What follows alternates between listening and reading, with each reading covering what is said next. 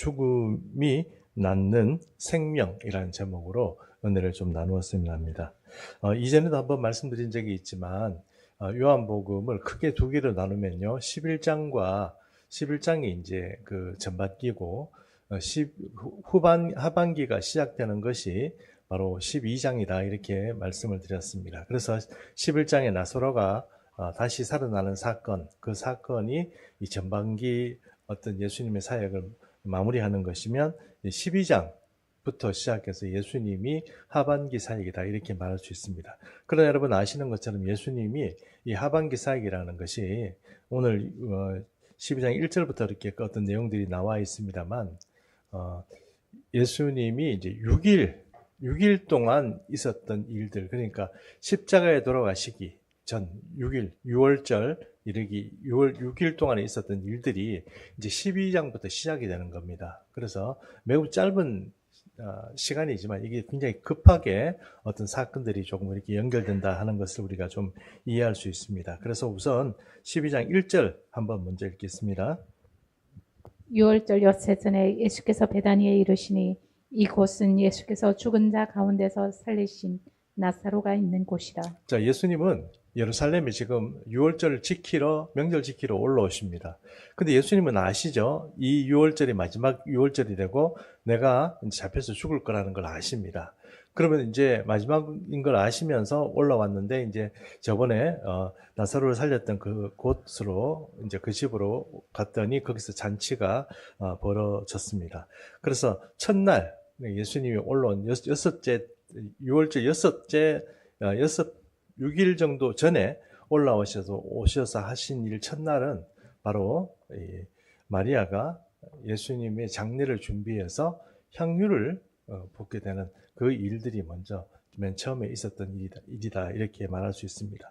그래서 사도 요한이 요한복음을 기록할 때 지금 이 예수님이 돌아가시는 이 과정들을 사람들의 눈치를 잘 못 챘을지 모르지만 요한은 그것을 아주 주도 면밀하게 그런 것들을 잘 발견해서 기록을 하고 있는 것입니다. 그래서 12장에 나와 있는 첫 번째 사건, 이제 예수님이 예루살렘에 다시 올라와서 돌아가시기 전에 첫 번째 있었던 그 사건은 마리아가 예수님께 향유를 붓는 사건이다. 그것은 예수님의 장례를 준비하는 일이다.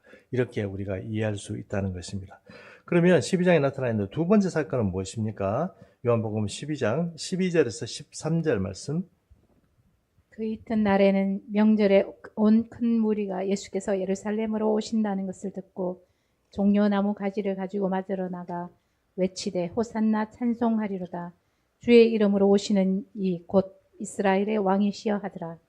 예, 두 번째 사건은 무엇이냐면은 그 다음 날이죠. 그러니까 6월절 닷새를 앞두고 있었던 그날에 예수님이 예루살렘 입성을 하십니다. 입성을 하는데 이 사람들이 전부 다 그 예수님이 오신다는 소식을 듣고, 그러니까 이 6월절에는 굉장히 많은 사람들이 첨예하게 대립하는 시간이다 이렇게 말씀드릴 수 있습니다. 즉 말해서 이번에는 반드시 예수를 잡아 죽인다는 사람들이 있고, 또 이번에는 어떻게 됐든 간에 그분이 오시면 이번에는 뭔가 어떤 역사가 일어날 거다 이렇게 생각하고 예수님을 고대하며 기다렸던 사람들이 예루살렘에 많이 있었던 겁니다.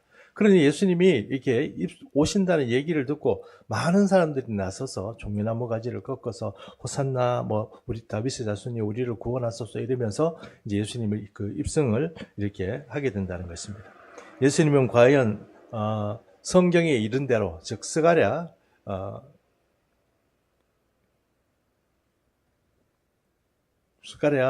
6장 9절의 말씀처럼 9장 9절의 말씀처럼 스가랴 9장 9절의 말씀처럼 나귀를 타고 그렇게 겸손하게 그렇게 이제 바로 예루살렘으로 입성을 하게 되는 것입니다. 그 입성에 대한 이야기가 바로 두 번째 사건입니다. 근데 입성에 대한 이야기는 우리가 일전에 최근에 다룬 적이 있기 때문에 오늘 따로 다루지는 않겠습니다. 그럼 세 번째 사건이 뭐냐? 바로 오늘 우리가 좀 다루고 싶어 하는 이야기인데요. 이 세 번째 사건, 요한복음 12장 20절, 21절입니다. 명절에 예배하러 올라온 사람 중에 헬라인 몇이 있는데 그들이 갈릴리 베세다 사람 빌립에게 가서 청하여 이르되 선생이여 우리가 예수를 배우고자 하나이다 하니. 여기 헬라인 몇 명이 올라온 사건이죠. 헬라인 몇 명이 지금 예루살렘으로 이제 명절을 지키러 올라왔습니다. 근데 여러분 보십시오. 이 헬라인들은 우리가 일반적으로 사도행전이나 이런 데서 만나는 그 헬라인이 아닙니다. 그 헬라인은 어떤 헬라인이냐면, 즉 말해서 명절을 지키러 올라오는 헬라인은 유대인이면서 이렇게 헬라파 유대인 이렇게 말할 수 있는 사람들입니다. 그러니까 이방인이 아닌 것이죠. 유대인인 겁니다. 그런데 여기 올라오는 사람들은 이 헬라파 유대인이 아니고 헬라 사람들입니다. 그러니까 헬라 사람들이라는 것은 우리는 일반적으로 그리스 사람이다 이렇게 생각할지 모르지만 그리스 사람일 수도 있고 그리스 사람이 그러니까 헬레니즘 문화 가운데 있는 그런 어떤 사람들이다 이렇게 말할 수도 있습니다. 그래서 정확하게 그리스 사람이다 이렇게 말할 수는 없을 것 같고, 그래서 이 헬라 사람들, 그러니까 이방인들이 지금 예수님을 찾아온 거죠. 예수님을 찾아온 게 아닙니다. 예수님을 찾아온 게 아니고 유월절을 지키러 왔으니까 이 사람들은 뭔가 그냥 완전히 이방인이 아니고 이방인에서 개종한 사람들이다 이렇게 예상이 되는 사람들입니다. 근데 이 사람들이 예수님을 찾아왔거든요. 그래서 많은 사람들이 이 예수님을 왜 찾아왔을까 하고 의문스러워하는 그런 학자들이 많이 있습니다. 그런데 그 정확하게 어떤 사람이다 이렇게 나와 있지는 않습니다. 그리고 초대 교회에 좀 알려진 이야기로 좀 따진다면 어떤 이야기냐면 이런 이야기입니다. 헬레니즘 문화 안에 있는 어떤 왕국에 그 왕국의 왕자가 병이 들었어요. 그래서 그 병을 고치려고 노력을 많이 했는데 고쳐지지 않겠죠. 그래서 보니까 소문에 들어보니까 이 유대인 중에 예수란 분이 있는데 그분은 다 고치더라 이렇게 된 거죠. 그러면 거기 가서 이제 좀 부탁을 해라. 그리고 그분을 만약에 고쳐주면 우리가 전부 다 그분의 어떤 지시를 따르고 그분을 이제 나라의 어떤 스승으로서 삼겠다. 뭐 이렇게 해가지고 대사를 보냈다는 거죠. 그래서 이 사람들이 대사다 이렇게 말하는 사람도 있습니다. 그러나 일반적인 상식으로 우리가 오늘 본문이 얘기하고 있는 것처럼 그 사람들은 대사가 아닙니다. 대사가라기보다는 그 사람들은 개종자다 이렇게 말할 수 있습니다. 그런데 이 헬라인이 예수님을 찾아온 사건이 뭐 그리 대단한 사건이겠습니까? 별로 대단한 사건이라고 말할 수는 없겠죠. 왜냐하면 예수님을 찾아온 사람이 이 헬라인 뿐이 아니겠지 않겠습니까? 뭐 여러 사람들이 찾아왔을 것이고 뭐 예수님을 만나러 온 사람들이 많이 있을 것인데 왜 이 사도 요한은 이 헬라인 찾아온 거를 이렇게 중요한 것으로, 여기 보면 제자들이 빌립도 나오고 여기 또 안드레도 나오잖아요. 뭐 안드레가 뭐 영접해가지고 또 빌립이 영접해가지고 안드레하고 얘기해가지고 둘이서 또 예수님한테 이거 어떻게 할 거, 이 사람들 만나 주시겠어요 말겠어요 뭐 이런 얘기도 하고 이렇게 나온 그런 어떤 이야기들을 자세하게 그렇게 적어놨을까요? 근데 이유가 있겠죠. 그리고 그 이유를 오늘 좀 우리가 살펴보면 이것이 참 은혜가 된다 이런 말입니다. 그래서 예수님을 오늘 이 헬라인 이야기를 이렇게 자세하게 적어놨느냐 하는 것을 알아볼 수 있는 그런 어떤 장치가 바로 예수님의 좀 엉뚱한 대답, 예수님이 물어본 안드레와 빌립이 물어본 그 말과는 좀 다른 대답을, 동문서답을 좀 하시는 그런 어떤 대답을 통해 가지고 오늘 이야기에 어떤 좀 실마리를 찾을 수 있습니다. 예수님의 대답, 의외의 대답을 한번 보겠습니다. 22절에서 24절입니다. 빌립이 안드레에게 가서 말하고 있는데 안드레와 빌립이 예수께 가서 외주니 예수께서 대답하여 이르시되 인자가 영광을 얻을 때가 왔도다. 내가 진실로 진실로 너희에게 이르노니 한 알의 밀이 땅에 떨어져 죽지 아니하면 한 알 그대로 있고 죽으면 많은 열매를 맺느니라. 우선 예수님이 오늘 얘기 말씀하신 것 중에 몇 가지 중요한 어떤 내용들을 먼저 정리를 한번 해보겠습니다. 여기 보면 인자가 영광을 받을 때가 왔다 이렇게 말씀하시죠. 그 인자가 영광을 받을 때가 왔다 이렇게 말씀하시는 그 영광을 받을 때가 어떤 것입니까? 예수님이 왕이 되는 겁니까? 우리가 일반적으로 생각할 때는 예수님이 왕이 되는 것, 그러니까 왕이 되는 것이 영광을 받는 것이라고 생각하지만 사실 예수님은 무엇입니까? 십자가를 지시는 것이죠. 그래서 여기서 인자가 영광을 받을 때가 왔다 이렇게 말한 것은 내가 이제 십자가 질 때가 됐다, 이제 내가 죽을 때가 됐다 이렇게 지금 말씀하시는 거죠. 그러므로 그 헬라인들이 찾아와서 예수님과 이렇게 면담해가지고 뭐 이렇게 뭐 우리 스승이 되시겠습니까? 혹은 제자로 삼아 주십시오. 이런 얘기를 지금 할 그런 어떤 분위기는 아닌 것이죠. 그래서 예수님은 지금 내가 지금 죽을 때가 됐다. 그 말을 지금 제자들에게 하시는 겁니다. 그래서 뭐 만나자 안 만나자 이런 것보다는 못 만난다고 이렇게 생각하시면 되지 않겠습니까? 그리고 또 여기 보니까 농사는 일을 빗대어 가지고 이제 하나님의 미래에 대해서 말씀하시잖아요. 하나님의 밀. 그러니까 예수님이 농사에 빗대어 가지고 하나님의 밀 이야기를 하시는데 이 하나님의 밀이 땅에 떨어져 죽는다 이랬다고 그랬는데 땅에 떨어져 죽는 그 하나님의 밀이 누구를 상징합니까? 뭐 예수님을 상징하시죠. 이 땅에 떨어진 하나의 밀의 예수님을 상징하시죠. 예수님이 이 땅에 떨어져서 죽으면 많은 열매를 얻게 되는데 만약에 죽지 않겠다고 이렇게 막 버티게 되면 어떻게 되느냐? 아무 일이 안 일어난다 하는 것입니다. 그러므로 바로 주님의 어떤 십자가의 죽으심과 예수님의 복음의 어떤 내용들을 그런 어떤 이 하나의 밀을 통해서 예수님은 오늘 빗대어서 그렇게 말씀하고 있는 것입니다. 그런데 이 하나의 밀알이 땅에 떨어져 죽지 않는다. 그러니까 예수님은 하나님이시잖아요. 내가 죽지 않겠다. 이렇게 되면 어떻게 될까요?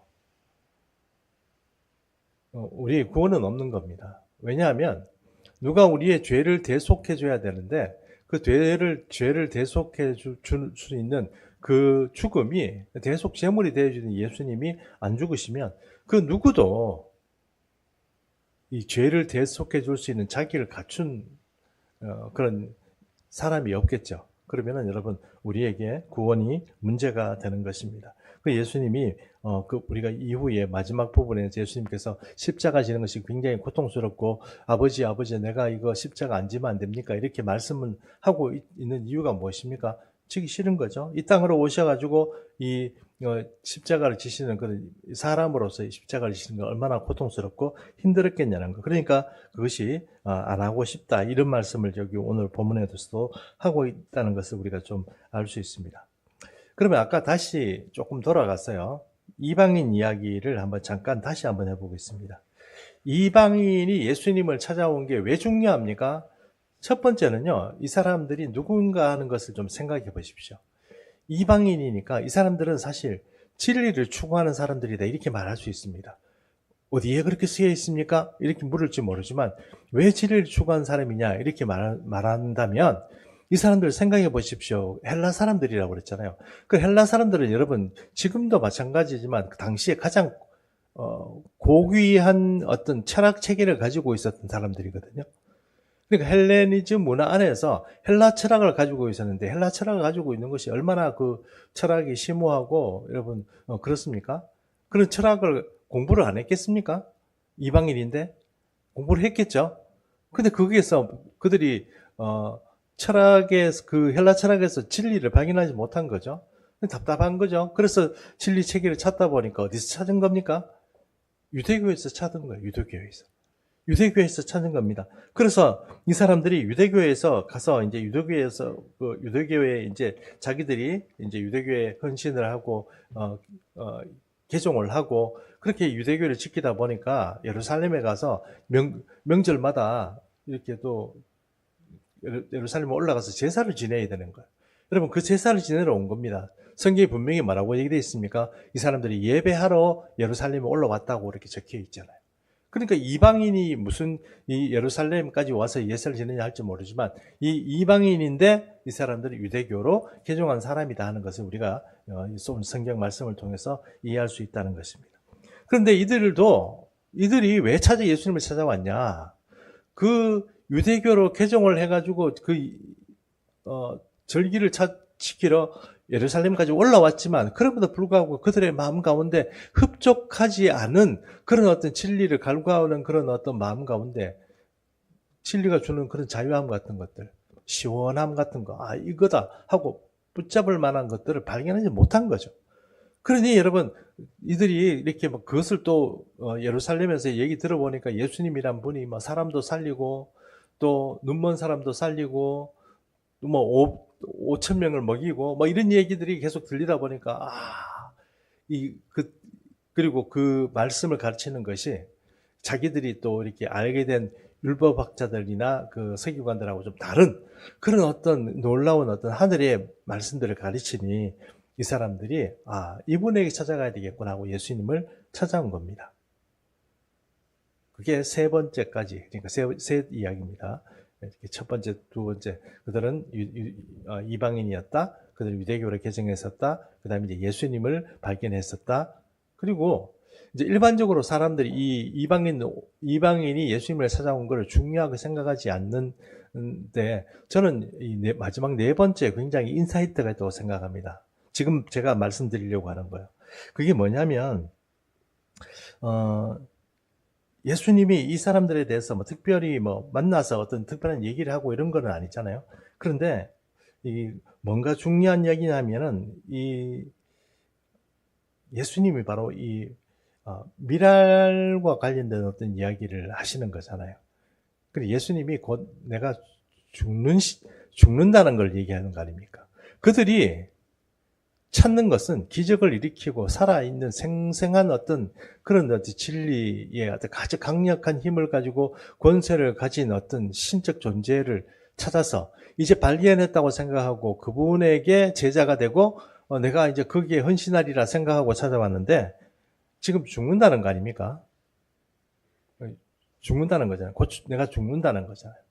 그러니까 그들이 기대했던 것은 살아있는 어떤 신을 발견하려고 했는데 지금 예수님의 이야기는 뭡니까? 죽는 이야기죠. 네, 죽는 이야기. 곧 죽는다는 것. 근데 여러분, 우리가 그리스도인으로서 이 예수님에 대한 어떤 그런 것을 우리가 발견할 때 우리는 예수님이 살아있는 하나님이라는 걸 우리가 다 알지만 그럼에도 불구하고 우리가 믿는 신앙은 무엇입니까? 그분이 우리를 위해서 죽었기 때문에 우리가 있다는 그 신앙이죠. 그렇지 않습니까? 그러니까 그 헬라인들이 어쩌면 최초로 예수님을 찾아가서 예수님을 만났던 이방 사람들이라고. 물론 성경의 다른 부분에 보면 헬라 계통에 있는 그러니까 이방인 여자들이 찾아오기도 하고 뭐 이렇게 그런 게 있습니다만 최초로 제자가 되려고 왔던 사람들이 발견한 그 복음 체계, 그 신앙 체계는 죽어서 생명을 낳는 그런 어떤 복음 체계를 거기서 발견하는 거죠. 우리 입장에서 보니까 예수님 입장이나 제자들의 입장에서 보면 이 사람들이 이방인들이 찾아와가지고 앞으로 이방인들에게 복음이 전파되겠구나 그렇게 이해할 수도 있는 거지만 이방인의 입장에서 보면 지금 이분이 돌아가신다고? 지금 죽는다고?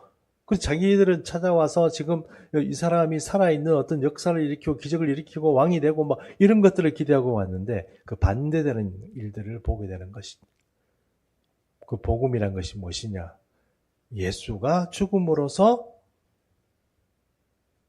다른 것을 살리는 그 복음을 그 이방인들은 발견하게 된다는 것입니다. 이것이 사도 요한이 여기서 적어놓은 어떤 그런 굉장히 중요한 포인트가 아닌가 이렇게 생각합니다. 그리고 나서 이제 예수님은 제 아들에게 이렇게 너희도 이제 내가 하나리 미랄이 땅에 들어서 죽어서 많은 열매를 맺는 것처럼 너희도 나를 따라와야 돼. 너희도 나처럼 해야 돼. 이 말씀을 하시거든요. 12장 25절에서 26절 봅니다. 자기의 생명을 사랑하는 자는 잃어버릴 것이요 이 세상에서 자기의 생명을 미워하는 자는 영생하도록 보존하리라. 사람이 나를 섬기려면 나를 따르라. 나 있는 곳에 나를 섬기는 자도 거기 있으리니 사람이 나를 섬기면 내 아버지께서 그를 귀히 여기시리라. 여러분 오늘 이 신앙 그러니까 미랄이 썩어서 죽으면 많은 열매를 맺는다. 요런 어떤 보험 자체를 우리가 정리를 하게 미랄의 신앙 이렇게 정의를 해봅시다. 이 미랄의 신앙이라는 것이요. 포인트는 뭡니까? 미랄의 신앙의 포인트가 뭡니까? 내가 죽어야 된다는 거 아닙니까? 그렇죠. 그렇지 않습니까? 예. 미랄 신앙의 포인트는 내가 죽어야 된다는 겁니다. 예수님이 내가 죽어서 많은 열매를 맺은 것처럼 너희도 어떻게 하라는 거죠? 너희도 죽어가지고 많은 열매를 맺으라. 이 말씀이잖아요. 그렇지 않습니까? 그러면 여러분, 현대 그리스도인들이 이런 생각합니다. 아이고, 안 그래도 신앙생활 힘든데 뭘 또 죽으라고 뭐 이렇게 되는 거죠. 또 그 사람은, 착각하면, 그러니까, 이런 말들의 의미를 제대로 이해를 못하면, 저는 한 번씩 그런 생각이 있습니다만, 옛날 헬라 사람들은요, 육신이 가지고 있는 이 사물의 세계는 천하고, 저 위에 있는 저 세계, 로고스의 세계라, 그러니까 형이상학적인 세계가 선하다고 생각했어요. 그러니까 여기 있는 사람들은 뭐 이렇게 일부러 돌을 닦으려고 금식도 하고 자기 몸을 괴롭히기도 하고 막 그렇게 했단 말입니다. 돌을 닦으려고. 근데 그런 식의 어떤 말씀은 아닙니다. 자기가 이 세상에 있는 육신을 좀 미워하라고 이렇게 말씀하시는데 거기 25절에 말씀하고 있는 것처럼 이런 말씀이 나오죠. 이 세상에서 자기의 생명을 미워하는 자라고 되어 있습니다. 이 세상에 있는 자기 생명을 미워하는. 자기 생명을 미워한다는 게 어떤 뜻입니까? 이거 멱살 잡고 그냥 나의 목을 조르려서 나는 스스로 나를 죽여야 돼. 뭐 이런 어떤 신앙을 말하는 겁니까? 나의 육신은 죽여야 돼. 내 육신은 정말 형편없는 거니까 나는 뭐 이렇게 육신은 천하게 뭐 대우받아도 돼. 이런 식으로 얘기하는 겁니까? 그게 아니겠죠. 그러면 나의 육신을 미워한다는 뜻이 무엇입니까? 중요한 포인트죠. 왜냐하면 이게 지금 우리 미랄 신앙에 있어서 중요한 포인트죠. 내 육신을 미워하는 것이 미랄 신앙의 어떤 근본적인 어떤 그 생각이니까요. 그것은 사실 상대적이라는 뜻입니다. 상대적. 무엇의 상대적입니까? 여기 생명이 두 개가 나오거든요. 이게 생명에 보면 두 개가 나오는데 보면 어떤 생명이 나옵니까? 이 세상에서 자기 생명을 미워하는 자는 영생하도록 보존하리라 했는데 여기서 영생이라는 게 나오잖아요. 생명, 영생 이렇게 나오는데 요한복음에는 생명, 영생을 뭐라고 얘기한다고 그랬습니까? 조회라고 그랬죠. 조회. 기억나시죠? 예, 조회. 히브리 말로 조회라고 그랬습니다. 이 조회는 우리가 일반적으로 생각하는 생명하고는 조금 틀립니다만 앞에 나오는 생명은 조회가 아닙니다. 내가 육신을 가지고 살면서 가지는 그 생명은 조회가 아니에요. 뒤에 영생하도록 하고 얘기하는 그 생명이 조회예요. 그러므로 우리가 미랄로 살아가는 삶에는 두 개가 이렇게 공존하는데 한 가지는 내가 육신을 가지고 있는 이 생명이고 또 다른 하나는 조회예요. 이 조회가 둘이 서로 충돌하는 거예요. 그럼 이 충돌할 때 내가 어느 편을 들어서 인생을 살아갈 것인가 하는 것을 우리가 생각해 보면 그때 뭡니까? 자기를 부인하는 것을 택하는 것. 이것이 뭡니까? 자기를 죽이는 거예요. 자기를 죽이는 것. 그것이 그러니까 이 두 개를 비교한 가운데 내 삶 가운데서 그것을 조회의 삶을 추구하는 것 이렇게 말하는 것이 바로 자기 생명을 죽이고 영원한 생명을 얻는 그런 즉 복음의 포인트다 이렇게 말할 수 있다는 것입니다. 이걸 또 어떤 목사님이 참 재밌게 얘기를 해주셨는데요. 이런 얘기를 했습니다. 어떤 목사님이요 교회에서 사역을 하는 중에 어떤 교인이 되게 섭섭한 소리를 했어요. 그리고 목사님이 섭섭한 그 소리를 듣고 나니까 굉장히 기분이 안 좋아졌어요. 막 기분이 너무너무 안 좋아져가지고 여러분 그 목사님도 어떤 경우에는 목사님을 치는 그런 어떤 얘기가 있잖아요. 근데 그 목사님도 이제 그냥 좀 며칠 지나면 괜찮겠지 싶었는데 안 괜찮은 거예요. 그 분이 사겨지지 않는 거예요. 한 몇 주가 지났어요. 기도하고 주님 용서합니다 이렇게 해도 안 되는 거예요. 기도하고 말씀 읽으면서 막 삭히려고 해도 안 삭혀지는 거예요. 그럼 이제 뭐 어디 가서 얘기할 데도 없고 그리고 교인들 이야기니까 그걸 가지고 다른 사람한테 상담하기도 좀 그렇고 이래서 그 목사님이 어떻게 했냐면 챗GPT 있죠. 거기다가 친 거예요. 뭐라고 쳤냐면 나는 목회자다. 그런데 어떤 교인이 나한테 이런 소리를 했는데 누가 얼마만큼 잘못이 있는 거냐 이렇게 물어봤는데 챗GPT가 바로 딱 대답을 하는데 목사님 70%, 그 사람 30% 이렇게 얘기하는 거야. 그 목사님이 열받죠? 지금 이 상담을 하려고 지금 나는 위로를 좀 받고 그래도 챗GPT도 말이지 한 90%그 사람이 잘못입니다. 이렇게 나와야 되는데 목사님 70%뭐 그 사람 30% 이러니까 그 목사님이 좀 화가 났어. 그래서 다시 따진 거예요. 아니 좀 객관적으로 얘기를 해달라. 어떻게 이런 식으로 얘기하냐. 다시 한번 얘기해봐라. 어째서 내가 70%고 그 사람이 30%냐? 이렇게 얘기하니까 챗GPT가 이렇게 얘기하더랍니다. 제가 챗GPT가 여기 적어놨는데 그냥 얘기하겠습니다.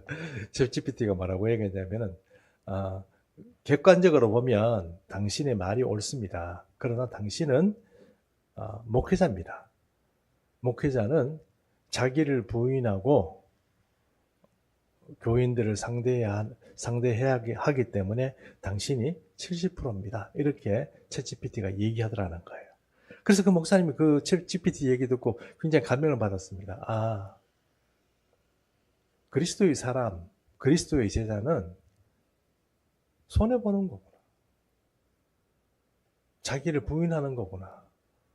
내가 살아서 내가 이것 때문에 객관화하고 나는 이거 옳다 이렇게 얘기해서 시비거리를 가리는 게 아니고 그냥 내가 정말 밑으로 겸손하게 밑으로 들어가는구나 하는 것을 그는 발견했다는 겁니다.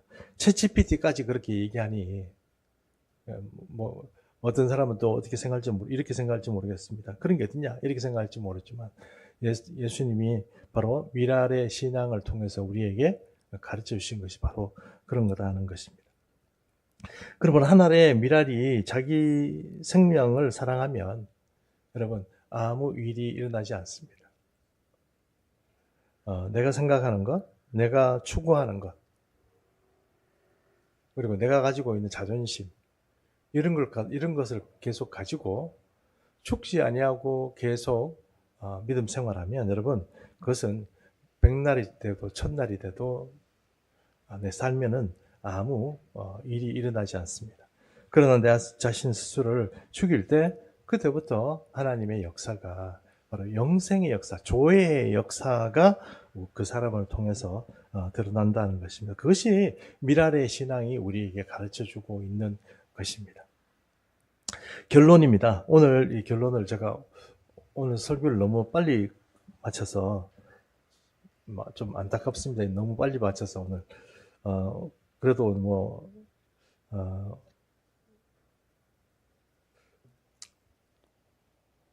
오후 예배를 또 빨리 드릴 수 있겠네요. 자, 결론입니다. 결론은 제가 한 2가지 정도를 정리해 봤는데요. 미랄의 신앙이라는 것에 대해서 한번 정리를 해 봤습니다.